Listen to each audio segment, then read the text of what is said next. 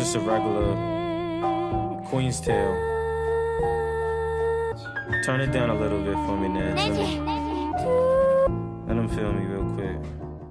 What's good? It's your boy Swim. We got my boy E here, repping Epiphany. We got my co-host Ernst. Welcome to Deep Wave TV. We're gonna get started. Had a bumpy morning. How you doing today, sir? I'm good, man. How you feeling? I'm good. I'm trying to wake up. Oh yeah, that's what's up. You know them New York mornings. Mm-hmm. But yo, first things first. I see you rocking it. What's up, man? Tell me about Epiphany, man.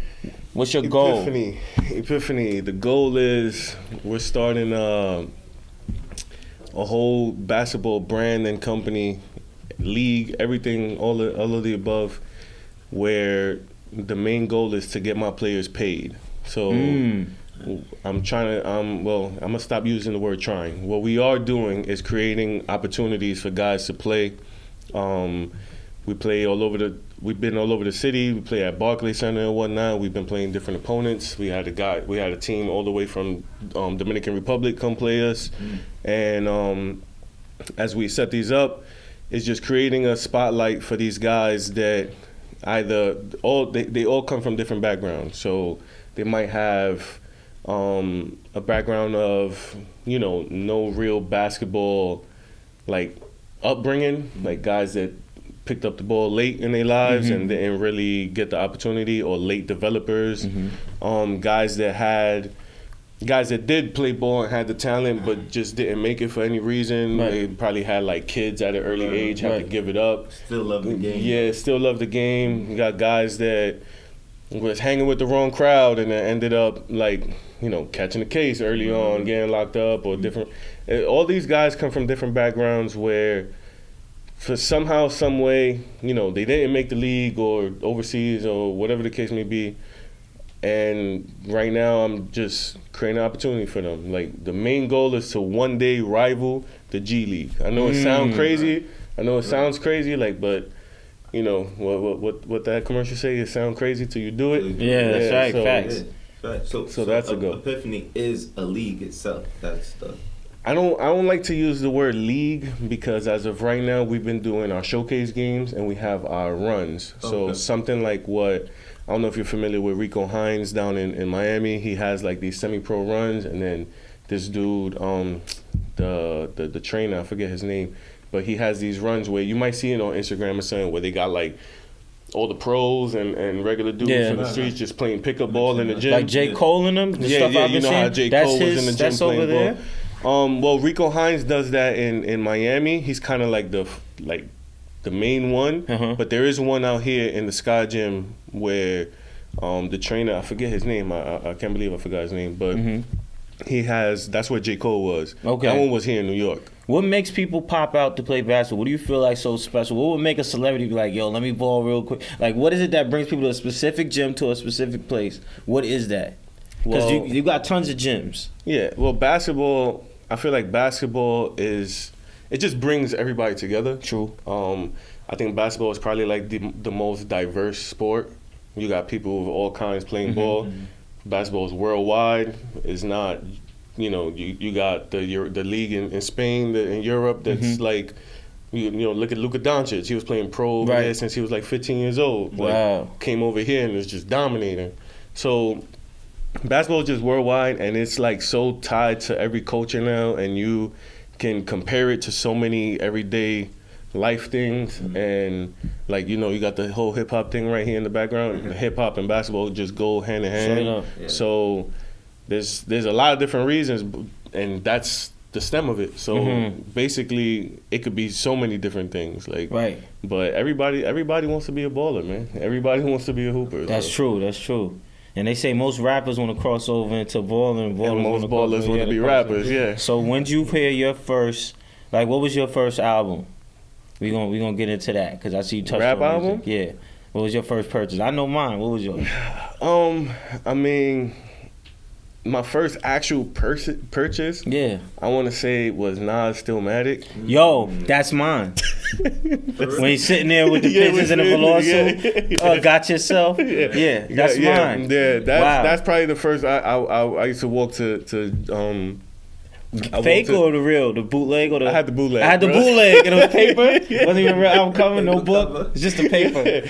I had that on my CD player. I used to walk to junior high school every day. I was walking to school every day listening to Stillmatic and the Eminem show. Wow, me too. Eminem I feel like show, everybody. It came out around the same time. Yeah, That's crazy, bro.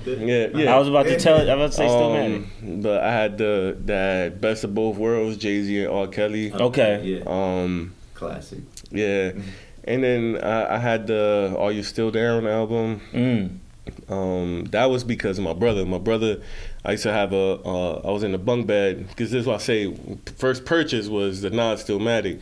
But the first first rapper I ever listened to, I used to be in the bunk bed in the bottom bunk, my brother in the top with his boombox, and he used to play Pac all night. Word? And he used to play Pac all night. And that's why I could probably recite every Tupac song. See, you know what I'm saying? that's my favorite rapper, so Uh-huh. I love y'all right now. Y'all got it right now, because I would hear people give Pac his credit too much. Pac is something else, man, ahead of his time, bro. That's what's up. So he's probably still out there too. Yo, don't start. We got a little thing off camera. We was talking conspiracies, but we gonna go there. Cause But yeah, big hip hop. I just appreciate the craft. So as far as that's probably my first couple albums, but I love the beginning of it. I listened to Nas, the Stillmatic album was my first one, but I did go back and listen to I Am and Illmatic and all that stuff. Yeah. So what's the song called when he's talking about when he's the gun? Damn. No. I Gave You Power. I Gave You Power. Yeah, one of the best songs ever. I Gave You Power. Probably my favorite hip hop. Jay-Z Meet the Parents. Oh man, songs like that where it's just beginning to end a story, visualization and all that, and you just Tupac's Dolphin's Diner. All that stuff. It's you hear all of that and you're that's what I love. I love music that so I have nephews who are the younger generation now, and we talk about music all the time. And I don't want to sound like a hater or whatever, but I'm not a fan of today's music that much. Yeah. But what I talk about all the time, so Royce the 5'9" recently dropped the album. Yep. And he has a song called Black Savages on it.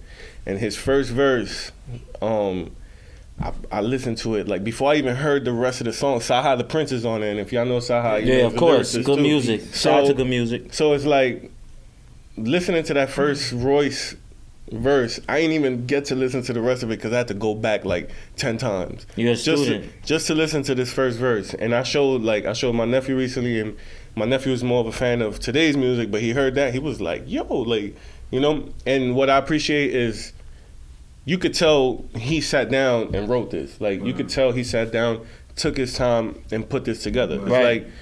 It's that's the music I appreciate, not so much the whole. How long you think Lil Pump took to write? You know what I'm saying? Where's he been, right? You know what I'm saying? I'm just I don't want to sound like a hater, but I'm not a rapper, and I'm better than him. Shit! I'm just saying. See, you gonna get Deep Wave caught up in the whole. That's what I want. I want that. You're I want good. that. He appreciates. Yeah, he does. I like that. That's what I appreciate. So as far as today's rappers go, the people I listen to, the viewers probably never even heard of, unless you a real underground hip hop fan. Right. But. You sound like a crate digger, man. That's what's up. He does similar work like that. I know you're DJing. Of course. With me, it's the new music is cool, but of course, there's music I still listen to, I go to, and it's we probably all listen to the same shit. I'm a rap head. I like lyrics and all that shit too. So I could dig it. So I know you coach and you ref, right? What made you want to get into that period? You know what I'm saying? Well, not to get into all types of details before basketball, but I wasn't leading the most productive life, I guess you could say. Got caught up. I'm from the Bronx. It's easy. It is you know what I'm saying? Got caught up. Story said, you know what I'm saying? So it wasn't until after the whole revelation of me realizing that I'm kind of throwing my life away or just wasting my life. that's when I had the epiphany, right? Oh shit! Where there's a reason for the name, but that's when I had, the epiphany and the realization that, like, I'm gonna really focus on doing what I love. And I went, and at the time I was working a commission-paying job where, depending on how my sales went, I made good money. Some weeks, some checks was better than others, whatever. But I was making decent money. I gave that up to work at a rec league to do scorekeeping, $9 a game, right? $9 a game. That's crazy, bro. Not an hour, no. Hustling. Nah. Yeah, hustling. I was working $9 a game, Monday through Thursday, about like 4 games a night. So if you do quick maths, like I wasn't making much money. Straight up, right? I wasn't making much money, but I was more thinking like, I'm in the back. I'm in the indoor gym now. Like I'm in the court now because I didn't grow up playing ball either. Like I always loved the game. Like Allen Iverson and Jason Kidd, my 2 favorite players. Like these two, AI, J Kidd, Kevin Garnett, of course Kobe, and all these dudes. Like I always appreciated and loved the game of basketball, but I wasn't athletic. I wasn't, like, when I first started playing ball, I was so trash, but I had fun. Right. And that's kind of like how I really started enjoying the game. And then fast forward to when I got that rec league job, I was more thinking like, I got my foot in the gym. Like I'm in the gym now. Like I'm not doing, I don't know where this is gonna take me, and I don't know where I'm going yet, but I'm here. So now that I'm here, what can I do now? Right. So I'm sitting there, and I was at the school. I was doing the scorekeeping, whatever. And then I started doing stats because I used to work with just like this. I had the table. I had the clock right here, and we had a guy right here recording the stats. Learn how to do the stats. Started doing the stats. You know what I'm saying? And then a lot of details. There's a lot of details. Basketball is so intricate. It's beautiful. It's a lot of details. There's a lot of details. But I'm a pretty observant person, right? Which I feel like that was a natural gift. Like I'm always watching, and that's kind of like why it helped me do that. Like and me, all I did was watch NBA TV all day. So I would just study how they break down. They break down everything. I would study everything. Just watching basketball all day, every day. Then go play. Like we had 2 TVs where I live with my brother. NBA TV all day over here. 2K on this one all day. So it was just basketball. Like it was just basketball all day, and then we would just go across the street and play ball in the park. But after I started doing the stats, scorekeeping, a little experience with this, now experience with that. When you're doing stats, that there's fouls and all that. The refs come to you. And whenever they make a call, whenever they blow their whistle, the ref will come towards the table and he'll make a signal. Like he'll signal foul, stop clock. Everybody knows the travel. But there's signals for everything. Every call, there's a signal for. There's a signal. Yeah. So the refs would come to me. He would call the foul. Fouls on blue, 42, push, yada yada, 2 shots right there. And yeah, I would sometimes I would even cut him off before he even went through the whole motion because I'm like, I got it. It was on 42. I saw it. Right. So I had this ref named Jamie Fortune. If you ever see this, because he's not on Instagram and all that, I always remember dude's name. He gave me my first book, all that stuff. Jamie Fortune from Queens. But Jamie came up to me. He was like, yo, I think you would make a good ref. Like, you already know the game. You've been watching. So I was like, you know what? From now on, when you make a call, don't talk to me verbally. Just speak to me in the hand signals. Speak to me with the signals so I could learn it. I started, and that's what I was doing. So now as I'm doing the stats, I'm also studying the refs, where they going, how they doing, you know what I'm saying? Then he gave me my first book. Started reading the book for the 2014. They released a new book with like very minimal changes, but every year is a new book. It was a 2014 book that he gave me. That's the one I was looking at. But with all that being said, like it just came with studying. Just studying. He gave me a shirt. I started practicing, and then before you know it, I'm reffing. And I'll never forget my first game I ever reffed. Shout out Kareem Bernard coaching St. Ray's. Y'all know St. Ray's probably? St. Ray's, yeah. Yeah, my boy coaching at St. Ray's. Oh, word? Yeah, he Young? Yeah, he young. Okay. Yeah. He's probably like a year or two younger than me, probably. Wow. Okay. But shout out to y'all. Shout out to the Rays. Yeah. He hit me up. He was like, "Yo, can you ref a scrimmage for me?" Because he was coaching a semi-pro team, and I come through. It was, I told y'all, I'm not a morning person, you know, so my energy is not there. My energy is not there. I'm always up late. Most of these games and all that happen late in the day, so I'm getting home late nights, and you know, you get your second win when you get home. You shower, you eat, and you watch the TV, or you doing whatever it is you're doing at home.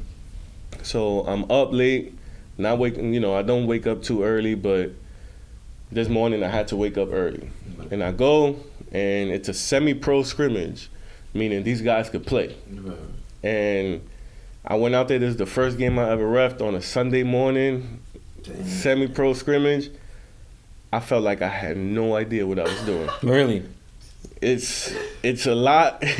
It's a lot harder than it looks. But you know what's crazy? Like, what you're saying is basically what my boy said. He said when he was coming up, he was playing ball, and he said the interesting thing about basketball is the worst player out here, the worst player in the NBA could probably beat the best player out here. Like, the bar is so high. So when he said he was a kid playing in the scrimmages and stuff, that stuff you would coach, he got to this team, it was all white boys, and they whooped his ass. Because they all from the hood. They thinking, oh, we're going to kill him. They knew fundamentals and technique.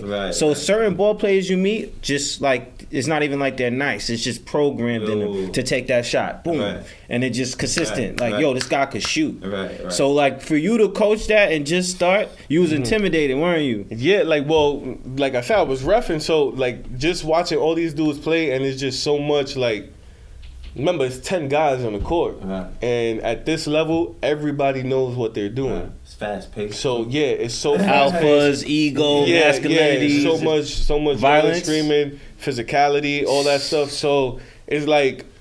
And then the thing is, like I said, when you first start reffing, it's not as easy as it looks. Because when you got that whistle ready, and I could watch Ernst come through over the table right now and chop you across the chest, and I'll just be like, in my head, I'll be like, damn, he just rocked him, like, but I ain't blow my whistle, like, you know what I'm saying? Wow. So now you look, it's because it's not a natural thing yet. When you first start, it's not natural to you. You gotta think. You gotta have that second to. Yeah, it's a you know, and I tell players all the time. Sometimes, if you coming down the court and you travel, and as I'm about to blow my whistle to call the travel, you already over here like, ref, he trapped. I'm like, dude, I'm not a machine. Like, you gotta give me a second. Yeah. Like, you know what I'm saying? Like, we're not. It's not just automatic. Like, but for the most part, like I said, that game, I'll never forget, it kicked my ass.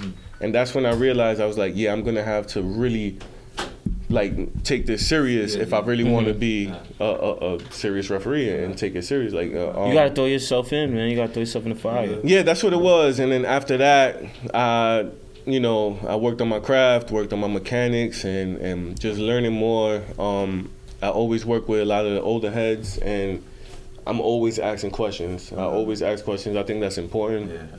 I'm good with constructive criticism. If I'm not doing my job well, I want you to tell me. So, you know, and I'm not arrogant either, which I'm not going to be like, whatever, you don't know what you're talking about. Like, I know what I'm doing. Nah. If someone, even if I disagree with what he's saying, I'm going to listen to what he's saying, and I'm going to take it into consideration. Like, you know what? You might be onto something there. Like, that's the best learners, man. Like, I'll be saying just in our generation, like, just today, man, like, I feel like people scared to be wrong. Like, it's okay to be wrong. Like, you know what I'm saying? Like you said, ask the right question, get the result, and just, you know, push forward from there. And that's why I like interviewing people like you. I feel like that's what the blood of this company is too. This media level, this platform. It's the best things come from the mud. You could have got nervous and told your man you can't do it. These are great players. So one thing I know that's intimidating is when players get a call, they don't always agree with it. Yeah. And he might come to you as the ref like, yo, what the fuck? What do you respond? What do you say to that? And you're confident. Because it's just like a security, it's just like a CEO in Rikers that just got the job. And prisoners, because my cousin works in Rikers, prisoners have been known to bully guys that are authoritative but aren't comfortable yet. You have an authoritative position on this court. And it says, yo, I'm not feeling that. Like, what are you talking about? Here's the thing. When I first started, because I was always a hothead. I was always. Oh, word. Okay, so you had that in you too. See, that's what got you in trouble in the Bronx. Yeah, that's.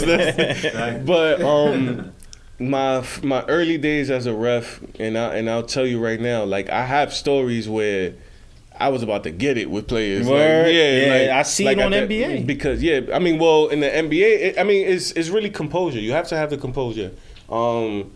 As you become a official and you start, the more games you do, there's gonna be instances where dudes, like there's different ways to complain. Like players complain, like it's true, and I say it all the time. Basketball players are snitches. Like they say it all the time.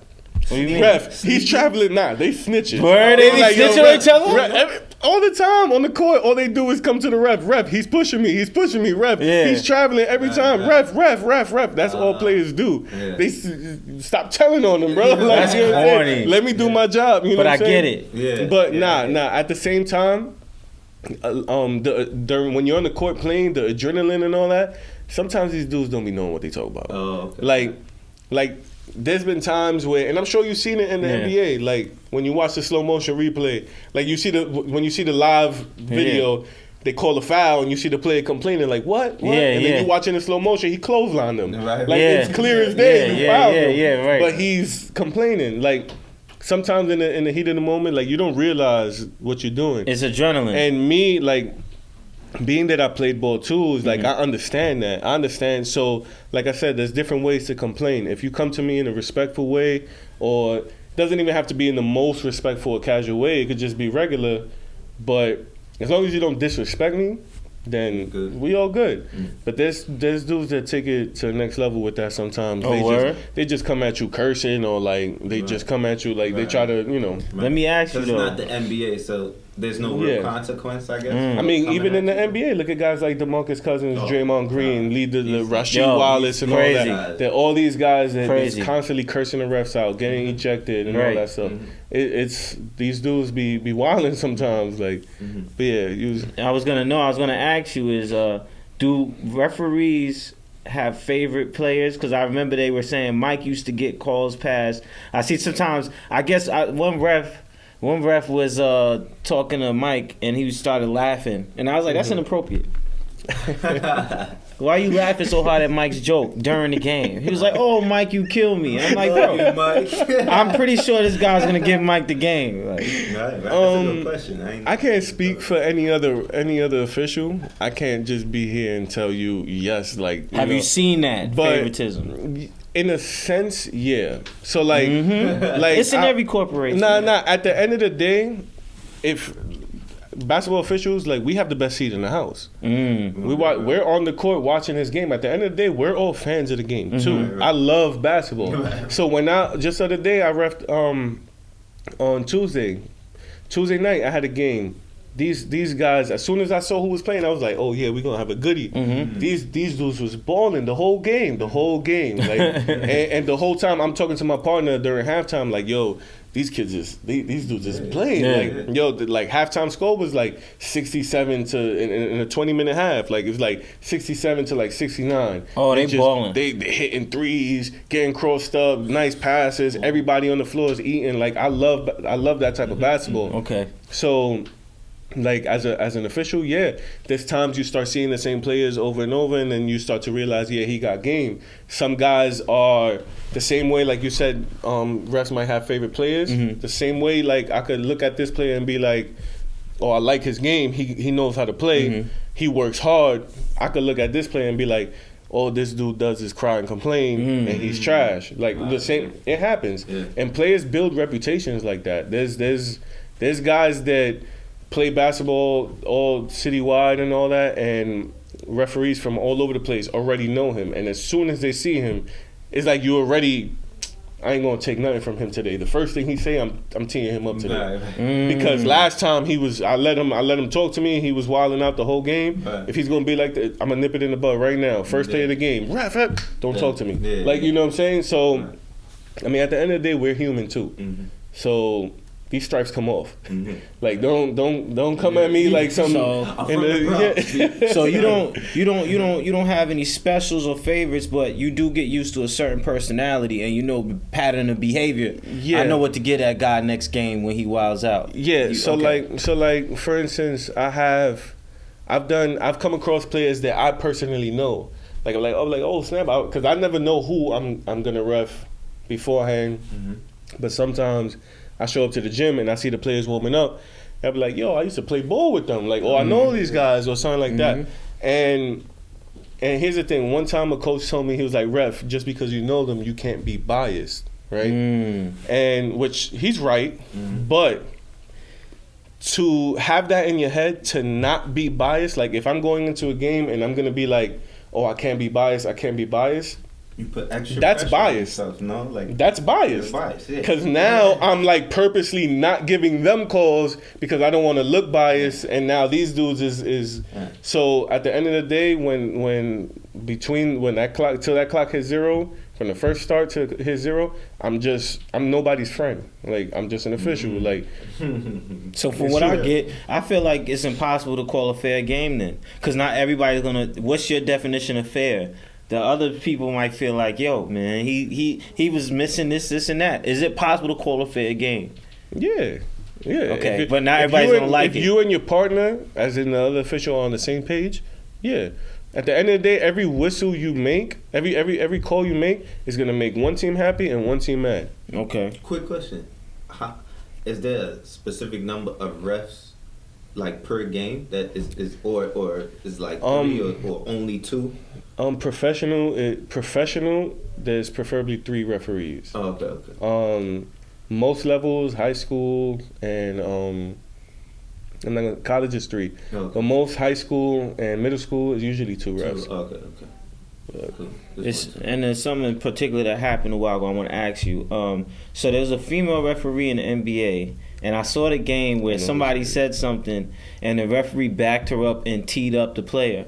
And it's usually something players normally say to refs, but I guess because she was a female, he took an extra.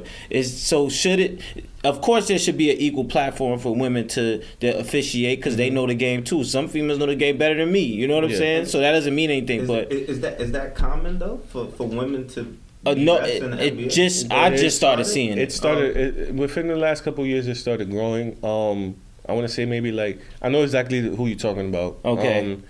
She has probably maybe 5 years in now. But she was like the first one that you see regularly. Now there's more. But for like that specific ref, a couple years ago when Chris Paul was still on the Clippers, she called a tech on him and she called a tech on, I think it was like DeAndre Jordan or something like that. And it ended up like costing them the game.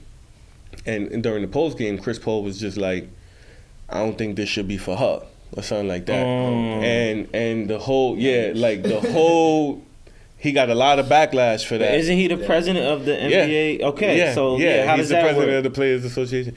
But the thing is, you know how y'all media, but you know how the media do. Yeah. We hood media though. We independent. We say what we want. So you know how. He didn't mean it as this ain't for her, as in this ain't for a woman. He just meant this ain't for her, as in her specifically. He's just saying her. Yeah, he's just saying her. He didn't say this ain't for women. Yes, he said this ain't for her because he felt like what he said didn't warrant a tech. Right. What his teammates said didn't warrant a tech, and it ended up costing him a game. So he's basically saying, if you're gonna be that sensitive, I don't think this is for you. Right. Because, like I said earlier, as a ref, you have to have composure. Right. You have to have thick skin. Like players, every game you go into, there's gonna be nights where is a lot better than others, but there's gonna be nights where they're gonna kill you. Like they're gonna kill you. And you mentioned this earlier when we weren't on camera yet, but the worst thing is parents. Really? I can imagine. Parents are the worst. So let's go into why I said that. Off the camera, I was explaining that Dwayne Wade doesn't want to go to his son's game because he feels like his son isn't getting enough minutes. And he quoted, "I don't want to go because I don't want to put hands on the coach." So what is your feelings about that? Parenting in sports. Well, right there, I'm surprised that he said that because he's a basketball player. So he has went back with Eric Spoelstra. Remember when he was about to fight him? So Dwayne's hot-headed. Nah, I get it, but at the same time, I'm pretty sure Dwayne has probably been in a situation where someone on the team was. Dwayne Wade's probably one of the greatest shooting guards of all time. But I'm saying at one point in your life, someone's better than you. Like Wade was great early on, but excuse me. When he was on, maybe during high school or something, maybe he wasn't the best player on the team. Right. Maybe in middle school. Right. At some point, you're not the best guy on the team. Right. It's true. And if just so happens that you guys are playing the same position, then he's going to be playing more minutes than you. It's just how basketball works. It happens. Yeah. Like when guys get drafted and there might be lottery picks, and you look at it and you be like, yo, this dude.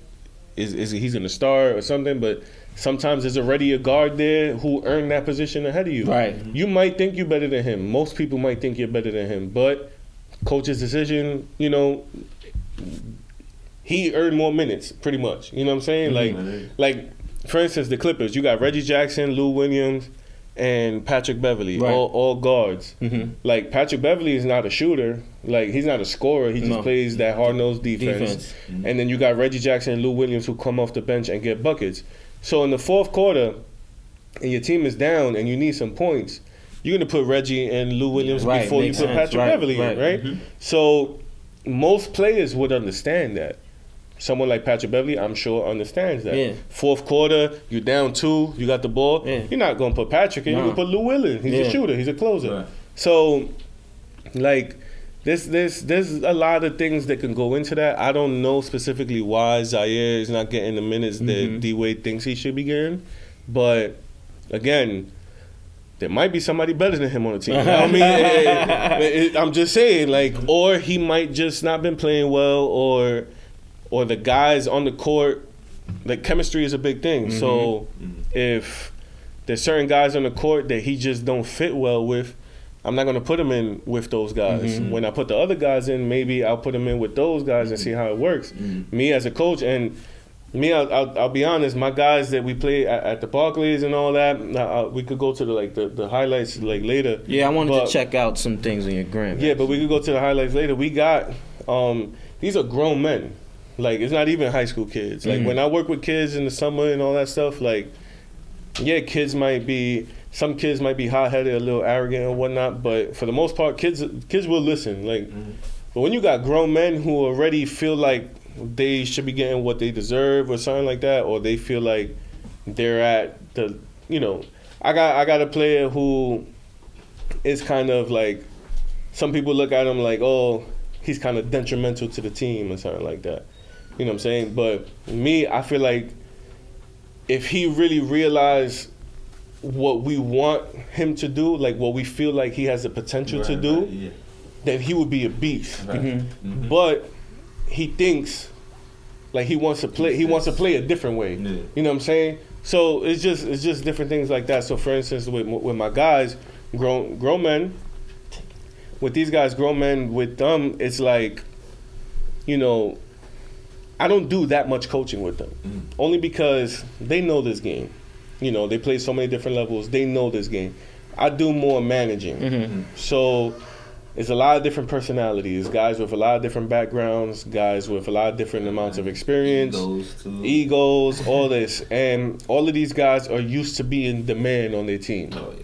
So I have a bunch of guys that, like I said, they used to be the man. They're the go-to is like putting a bunch of Kobe's on the same team.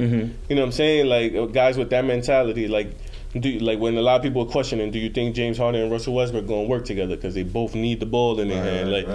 It's just a matter of understanding each other, communication. That's why I say managing, because until players realize that for the team, I need to cut back on this or sacrifice this, or I might not, or understand I might not play that much. You know, I got a player that at our last game, to be honest, like he didn't play that much. He ain't complained to me at all. Like he knows, like he knows that the other guys were putting in the work and whatnot. We were down, we came back, but during that run when we came back, like we had to stick with what was working. We trying to win. You know what I'm saying? So if you're a team guy and you understand that, all right, tonight just might not be my night, then that's, you know, he's come to grip with it. Like he's not mad. Like he's fine. Like my opportunity will come later on. So I don't know, with egos and stuff, grown man is tough. So let's talk about how, like, you're around a lot of these guys, these athletes, and you've seen some good work, right? You've seen some good footwork, sham guy moves, this and that. What's your favorite highlight? Because we about to go into the highlights. What would you say your favorite thing to see is? A dunk, a crossover, what? To me personally, my favorite thing in basketball is a guy that could make like a good pass. Like me personally, I always love. It's different. Yeah, I always love like my favorite. Some of my favorite players was Jason Kidd. I'm a big John Stockton fan. Look at John Stockton, number one in NBA all time in assists. Beautiful. You know what I'm saying? That's the most beautiful thing you can leave. Like you know, you make your guys look good. You help your guys get better. Like, Karl Malone would not. I mean, Karl Malone's a beast, but he would not have had that many points if John Stockton wasn't putting him in the. You know what I'm saying? There's guys that play with point guards that they eat everywhere. We was talking about the knuckleheads. Quentin Richardson. When he was in Phoenix, he was bombing all those threes. Went to Chicago, he wasn't doing that. Nope. He like, you know, post out. He ain't have no point guard doing that for him. Like so. I don't know. Once you got a guy that's gonna make it, put you in the right place, or see you when you creep out or whatever, like my boy Nick. Let's check him out. Is he on the page? Number 33 right here. Let's check him out. Yeah, number 33 right here. That's just a picture right there. But okay, my boy Nick right here. All right. He's probably like him and Jay, number one. Those are two of the best passers on the team. Like they look to pass. They're gonna look for you. You know what I'm saying? They could score. These dudes are ballers. Like they could score. They got great handles. They could shoot. They could, you know, they actually throw it down too. They dunk and all that. Like they could do it all. But they're pass first guys. Okay. Know? And where are you guys playing at over here? It's like BARCLAYS, man. Yeah, that's BARCLAYS. What? That's BARCLAYS. You got access like that, kid? You got it like that? Yeah. There you go. I'm like, maybe they painted the V to look like it and stuff. They fronting. He's like, nah, man. I don't know how to edit. I don't know how to edit that good. I don't know how to edit that good, V. Like, nah. That's got the whole setup.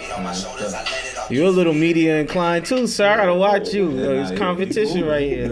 It's a lot of content on here. That's good. Definitely a lot of content. Nice pictures. How long has Epiphany been moving right now? All right, so Epiphany became an idea. Like I thought of Epiphany at the end of 2017, but then I hurt my knee. Blew my whole knee up. Had to get surgery and all that. And I ain't gonna lie, I went to a dark place, and I lost a lot of motivation. Like I was literally in bed rest. I couldn't even walk, whatever. But I lost a lot of motivation. My income is basketball. I don't have a day job. I don't do anything else. My income is basketball. So if I can't get up and run, I ain't making money. Like, you know, and all of this is independent contracting. So it's not like I'm getting workers' comp. I'm not getting disability. None of that. So when I realized that my knee was done, like I was upset. You know, first I heard it. I was playing. I heard it, and you know, I've dealt with so many injuries. Like I mean, I know you play ball too. I'm pretty sure you played before you got kind of a Knicks shirt on. But in high school, but I quit because of DJing. But okay, let them know. It comes with the game. It comes with the game. You get hurt. You might roll an ankle. You might jam your. My thumb is messed up right now. You jam your finger. You know, different things, whatever. But as an athlete, you know, if you're tough, like you eat it, like you know. So when I first hurt my knee, I got up. I knew it was bad, but I got up and I walked around the gym and I was like, it can't be that serious. I'm good. I'm walking around. I didn't play, but I waited like 2 weeks and I went back to play. And during warm-ups, it was an actual game. During warm-ups, I'm feeling great. During warm-ups, you know, dribbling, hitting my threes, my shot was falling, felt good. game starts, first play of the game, I hit somebody on the pick and roll, assist, and then on the back pedal, my knee just went out. And that's when I knew. I was like, yeah, it was no contact, no nothing. I was like, yeah, something's wrong. Yeah. And for the most part, yeah, it hurt, but I wasn't even thinking about that. I was just mad because I was like, damn, fuck. You knew it from there. Yeah, I was like, I'm not gonna get paid. Like, ain't no money gonna come in. So, but went to the doctor. I'll never forget. I went to the doctor. Doctor just moved my leg around. And he said it so nonchalantly. He was like, it looked like you tore your ACL. He's like, it just looks like you tore your ACL. I want to just slap fire at this dude. I'm like, yo, how you just casually tell me, like, just like I'm that. done. Like, I'm done, like, pretty much. I mean, because that's no joke, that injury, right? Yeah, that's no joke. I mean, nowadays, I mean, if you look at some NBA players, they come back. Zach LaVine had the same injury, and he's still dunking on crazy, but like, I wouldn't have the access to the gyms and the trainers and all that. They got all the special treatment. It's literally their job. If you get injured, back. it's your job to get back. You know what I'm saying? So I don't have that. Yeah. But pretty much, the ACL and the Achilles are the two most feared injuries in sports. Because it'll take you out. Yeah. And you're never the same after mentally, right? There's mental scarring with the athlete injury. The mental thing is probably the worst part. Because you're scared to go to that level. You don't want to do it again. Yeah. The mental thing is the worst part of it all. You could look into all these guys' stories, like Gordon Hayward when he broke his leg. Oh, man, that was bad. DeMarcus Cousins when he tore his Achilles. D. Rose. Kobe. D. Rose, they like look them up, look up like interviews and all that, talking about the injuries. The worst part they'll tell you is like, yo, being home in your room and you can't get up to, you know what I'm saying? I remember before my surgery, I live, I mean, up the block there's like a Carvel's. I remember I was like, yo, I'm gonna go get some ice cream, whatever. And it's not much of a hill, but it's a slight hill. And on the way down, it's like I couldn't walk. And I'm like, I was like, son, you do every day. Right. Son, you do Taken every away day. from you. You don't. Yeah. You take that stuff for granted. You don't really realize it until you lose it. Real talk. Yeah, I was like, yeah, this is serious. Yeah. You know, but as far as the mentality goes, you might go to a dark place, but how you decide to deal with that is that's what will help you. Like that's gonna decide how you're gonna be afterwards. Right. Me personally, it was all Kobe and a show I used to watch called Vikings, but. Kobe interviews, like you listen to that man talk. I read his book. This whole time I was, crushed. You know, just like, but I'm reading all this stuff and reading his book and watching his interviews and all that, and just the way his mind works, like, beast mode. It's like it's kind of sick. Like, you know what I'm saying? He's obsessed. But yeah, so I feel like his work ethic and all that stuff, the Mamba mentality, is like that's what helped me. You know. I was back on my feet a lot quicker than doctors thought I would. Really? Yeah. Nice. So what happened when you first heard the news about Kobe? How did you feel? Keep it real, man. Because I know how you feel about him. I mean, I remember the day perfectly. I was working at Riverbank State Park. Okay. Yeah. We have a AAU tournament. We're out there most weekends at Live City, and I remember everybody knows I love Kobe. You know what I'm saying? If like I got a Kobe collection of sneakers, I got the book, I got the tattoo. The tattoo is old. Right, the tattoo is old. You know what I'm saying? But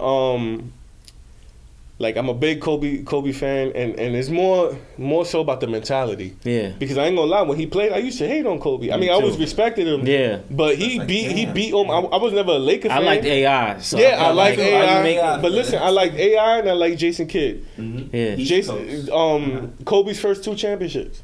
He took it from them. He beat AI. He beat Jason Kidd. Yep. Like, you know what I'm saying? So it's like, I'm like, yeah, I used to hate on him. I always respected him, but I used to be like, damn, yo, like, can somebody beat him? You know what I'm saying? Like, but for the most part, I was at Riverbank, and I remember my boy calls me, and when he called me, I answer the phone, and I'm all over the place. Yeah. And I answer the phone, I'm like, he's like, yo, what's good, bro? What you up to? And I'm like, I'm at work.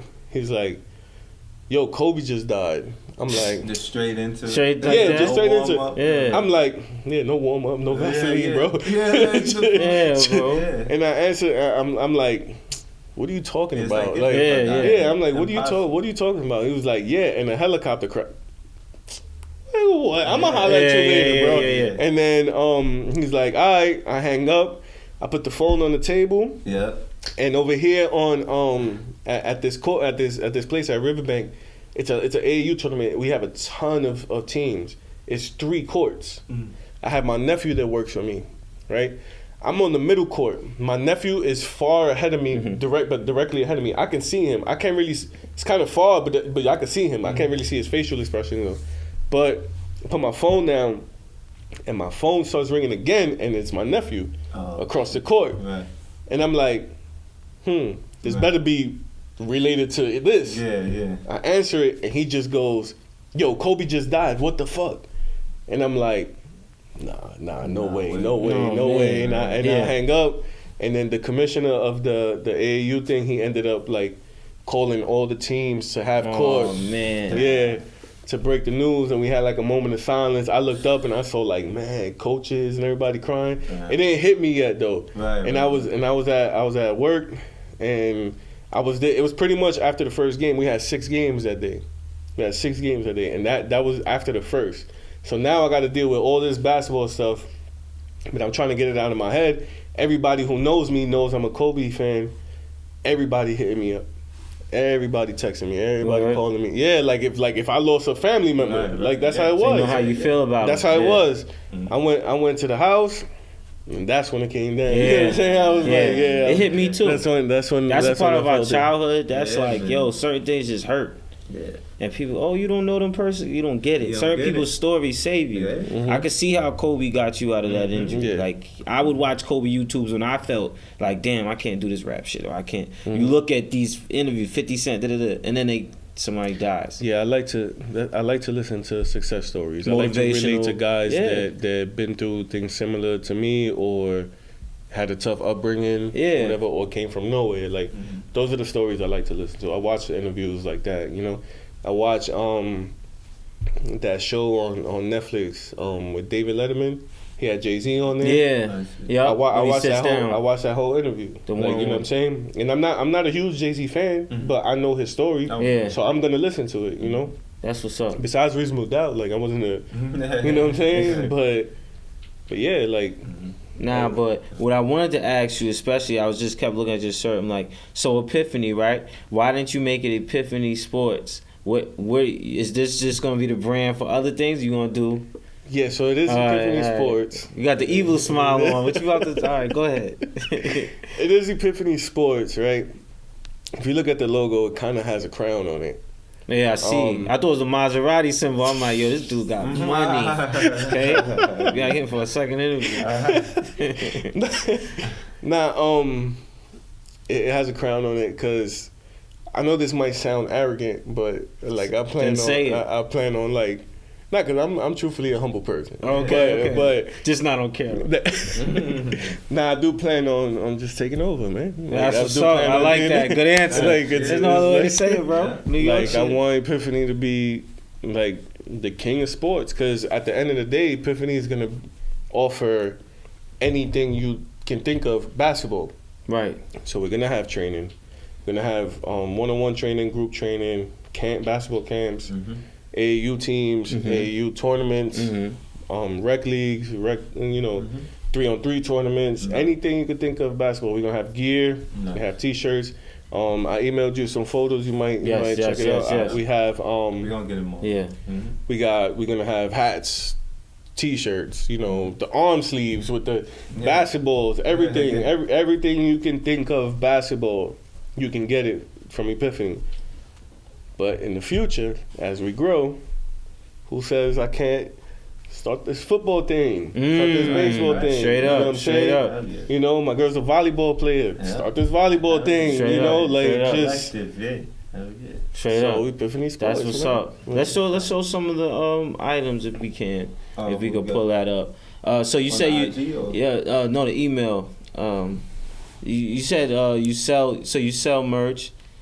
Or you just supply it? Or like, or is this the jerseys, right? Like, what you? Well, these. All right, so this is the jersey. Our team uniform is all black with the white. Mm-hmm. But we do plan on, because we're gonna build multiple teams. Okay. We're gonna have different colors. We already got 4 different jersey designs. Okay. Before our first Barclays game, we let the Instagram followers decide what jerseys we're gonna wear. Right. So before we printed and made the jerseys, we put the 4 designs up and we put a voting poll, like a little process of elimination thing. Okay. We put 2 jerseys versus 2 jerseys, and then those the 2 winners against each other, and everybody voted for the black one. Okay. And everybody loved the black jerseys, so that's what we. And these are the jerseys we see in these pictures. The black uniforms in the pictures and videos. Okay, we're just letting it load. But I see the first 2. Those are the jerseys you're talking about. Like, yeah, if you just open this picture up right here. Okay.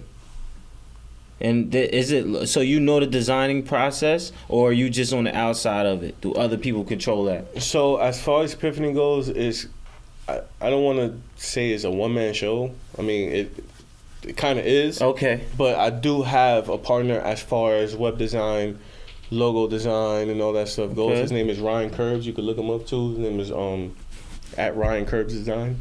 And do you do under apparel too? I know athletes have a whole. That's what we plan on doing that. Yeah. Okay. That's what I'm saying. The sleeves and all that stuff. Okay. Not just jerseys and all that stuff. And this is all you. That's tough. Yeah, this is a tough pick, right? You see, I got the purple one here. Okay. This is our warm-up shirt. So it's the Epiphany logo, but it says Epiphany curved around it. So it's not just this one. We got like a different style of it or whatnot. But that was us after we won the game. Just the logo's tough too. It like speaks. Yeah, it sticks out. Yeah, that's what we were going for. Colors that pop. Yeah, like that's good. You know, I remember there was a video that Isaiah Washington posted. Jelly Fam.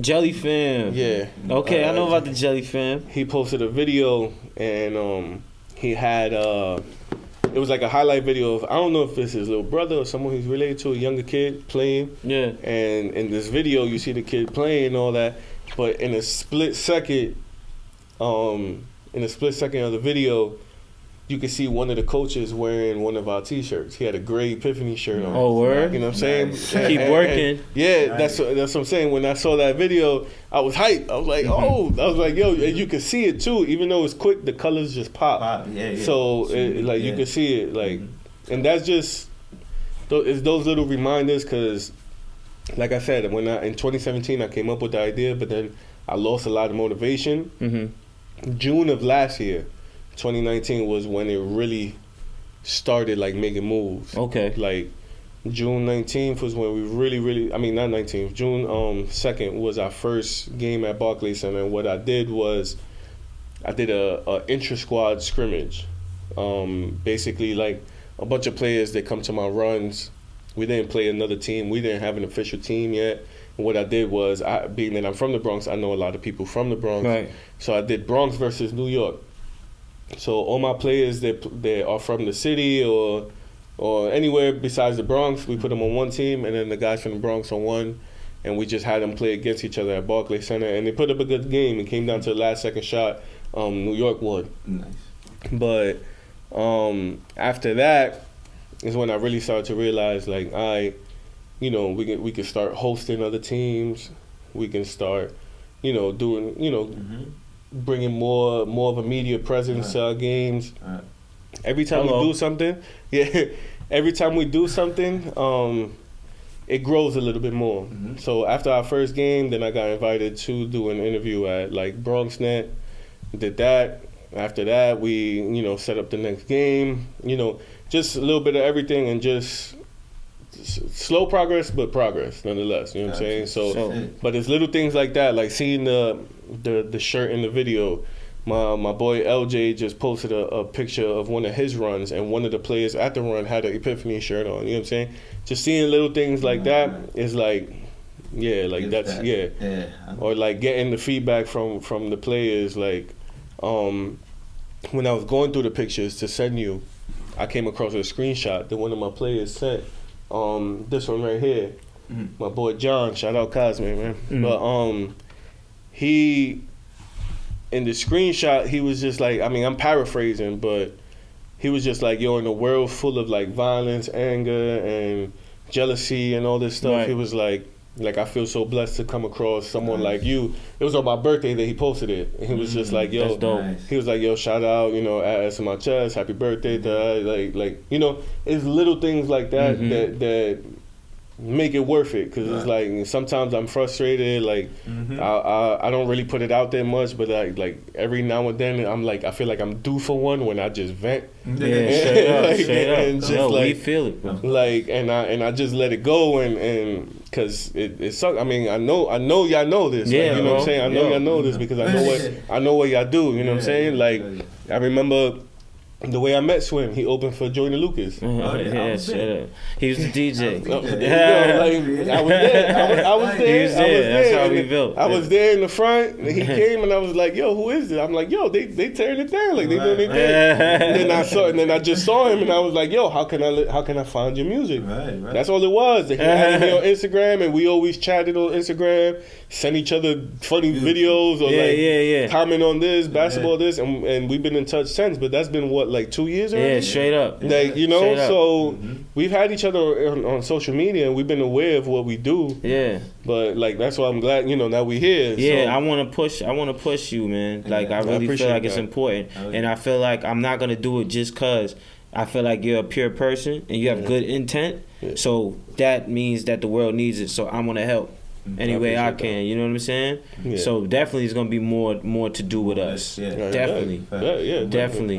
We come DJ on that game. Yeah. Okay. See, that's what I was gonna ask. I was gonna say. So anybody that wants to come holler, come play ball, chop it, where can they find you? Like where? So there's my main Instagram is at S on my chest with the E in the beginning because I'm Spanish, you know. Check them out. As Superman. Yeah. But we do have, if you see right here on the thing, we do have an Instagram that we're trying to build up. On the bio, we do at EPIPHANY_sports. Okay. We're trying to build that up, but for that one, I don't post, my stuff is public, so I don't post a lot of personal stuff. Okay. So it's basically just basketball on the Instagram. But you can always just hit us up through there. Like on either one, just DM me. You want to come to the gym? I have guys that have done so before. You already hollered at me about that. Yeah, I've had guys that'll hit me up. Like, hey, I know so and so. This guy recommended you. You know, I had someone tell me that someone recommended me to him because I could get his game to the next level. Nice. I had guys that just interested on getting in on runs, you know. So people reach out. That's what's up. And where do you and we just gonna round up, but where do you see yourself 10 years from now, man? 10 years from now. With this on my head, bro. Yeah, that's what's up. That's up. That's gonna be the next tat. What we doing? I plan on getting the logo tatted. I'm getting the logo tatted. I was thinking of doing it right here, but yeah. Hey, why not? Why not? And another thing I wanted to ask is, man, what's the greatest advice elder or mentor anybody ever told you? My boy Lenny Hudson. Shout out to Lenny. Yeah, shout out to Lenny. It's funny. I always joked around with him. He's an older guy. He's a referee. Okay. I always joked around with him. I used to be like, yo, because I joke around with the family. I used to be like, I know y'all know who Mark Anthony is. The singer. The salsa, yeah. Right. I used to always joke around and be like, yo, that was my father. I used to, because I didn't grow up with the father in the household. So okay, I was like, understood. I used to always be like, yo, that's my father, because that was like the only male voice in the house. My mom used to play Mark Anthony all day. So it's like that was the only male presence in the house. Like, I grew up with 3 sisters and a single mother, you know what I'm saying? So it was like, you know, for the most part, I was like, Mark Anthony is my dad. That's how I used to joke around or whatever. And I don't mean that in any disrespect to my actual father. I do know who he is, whatever. Right. But I'm saying, like, that was just a joke. And then I used to joke around with Lenny, and because he used to always just take me under his wing, and I would be like, yo, that's my black pops right there. I'd be like, that's my black. And we always joke around. I'd be like, yo, you owe me 18 years of child support money. We always joke around about it. But I remember when I first started this up, he called me because he has his own brand too. It's called Chosen Few. Chosen Few. It's it's the subtitle comes from a scripture in the Bible. Right. And it was like says many are, I forget the thing exactly, but it's like many are called, few are chosen, or something like that. So it's the chosen few. Right. That's his thing. But he's been doing that. He's been doing that for a long time, but he was never able to like really get over the hump. Right. Like he has developed a lot of players. Yeah. Like there's a lot of players that came from his stuff, but for the most part, you know, I'm sure he's not where he envisioned it. But he, being that he went through that, he called me and told me, he was like, yo, this is your baby. He's like, Epiphany is your baby. Ain't nobody gonna love your baby like you love your baby. He was like, you might have uncles, close uncles, you might have an aunt, your grandmother and all that, but at the end of the day, this is your baby. He was like, yeah. I needed that. Thank you, brother. Word. But thank you, Lenny. So yeah, shout out to Lenny Hudson, bro. I'm gonna make sure he sees this. But yeah, he probably don't even know that he said that to me. This has been a long time. Right. Yeah, so when he probably didn't know, because you know you never know how you affect somebody. You know, yeah, real talk. And that hit home for you. Yeah, that hit home. Kind of changed the perspective of how you should deal with your brand, right? Yeah, that's real talk, man. Yeah, because I had opportunities here and there. I had people that wanted to help. I had people that was willing to help. There was opportunities I screwed up. There was opportunities that, you know, the other party screwed up. But at the end of the day, now, like, it's really just me trying to make everything happen. It's really been me doing it. I talk to I communicate with the, you know, setting up the games at BARCLAYS. So I find the players. I find the opponents. I talk to, you know, the reps at BARCLAYS. When we do our runs, I got to communicate with the gyms, with the people at the gyms, make sure we get the gyms. Right. Once I get the time frame for the gym, I got to reach out to all the players. Like, you know what I'm saying? It's not like I have a group text or nothing like that. I got to reach out to everybody individually whenever I'm setting this up. And at the same time, you know, I'm reffing my games. I staff the scorekeepers for an AAU tournament on the weekend. So I'm constantly like on my phone. Like I'm on my phone so much that I hate being on my phone. Like I'm not. I don't like. I don't really. If I don't have to be on my phone, I don't like being on my phone. I play a game when I'm laying down. I play a game. That's it. Like, but for the most part, it's just texting, emails, phone calls, setting this up, setting that up, and IG posts. Yeah, as it should be. As it should be. And then the videos, the Barclays Center video my boy did, but the highlights to all our runs, like we could look at them in a little while. We're gonna throw it in. Yeah, the highlights to all our runs.